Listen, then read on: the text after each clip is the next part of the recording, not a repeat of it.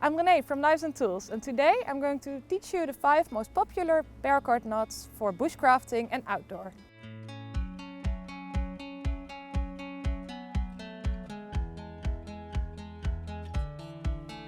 First up, I'm going to teach you the clove hitch. A clove hitch comes in extremely useful when you have a piece of rope that you want to tie around a pole or a tree. There are 2 ways to tie a clove hitch. There's the normal method and there's also an easier way.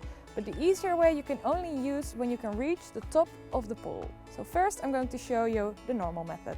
To make a clove hitch, first you grab the short end of your paracord and you wrap it around your pole or your tree. Now you want to make sure that you cross over the lower part that you already wrapped around the tree. Then you take your cord, you wrap it around again in the same direction and you pull it under this piece of rope right here. Now you pull both ends tight, and now on the long side of the paracord you can put tension. You want to make sure the tension stays the same or else the knot can come undone. Now it's really easy to untie the clove hitch as well. All you have to do is you take the short piece of rope and you wiggle it around and it comes right off.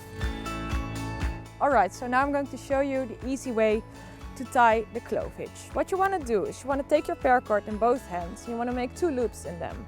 First up, you're going to make a loop where the long end of the paracord is facing you. Now you're going to make a loop where the long end of the paracord is facing the other direction. And what you're going to do is you're going to stack the loops on top of each other. So now you created one big loop. Now I have access to the upside of this pole, so now I'm going to wrap it around. I'm going to pull it tight. And now I've also created the clove hitch.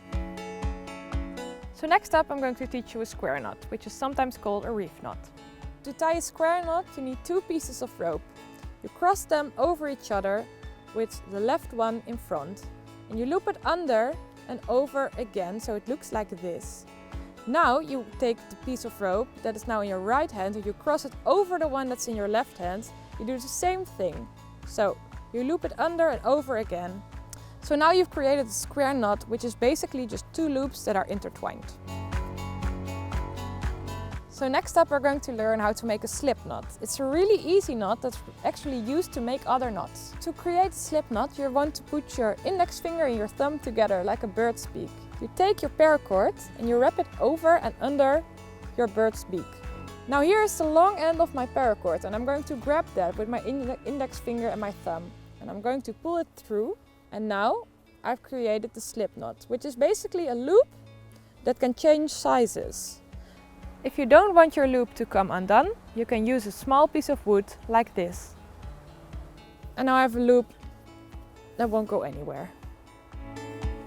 So the next knot is the bowline. I have my slip knot right here and I'm going to use it to make the bowline.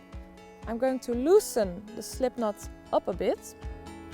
I'm going to take my short piece of paracord and loop it through and press it down onto itself. What I'm going to do next, I'm simply going to pull this end and you can see the knot will form itself.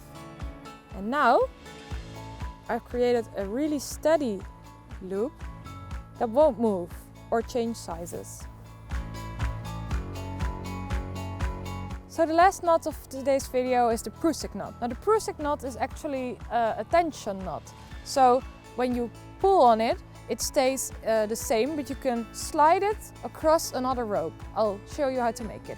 For the Prusik knot, you will need a smaller piece of cord than the one you're going to attach it to. This is a thin piece of cord from 20 to 30 centimeters and I just tied a small knot in it. To create the Prusik knot, you're going to fold it with the knot away over the line and you're going to pull it through. Now I'm going to fold it over again and pull it through my loop again. And I'm going to pull it tight. If it's loose, I can slide it across, but if I pull it tight and there's tension on it, it won't move. So those were the 5 most popular paracord knots for outdoor use. I hope you found this helpful. You can find more information in the description below. Consider subscribing for more videos like this, and I'll see you in the next video.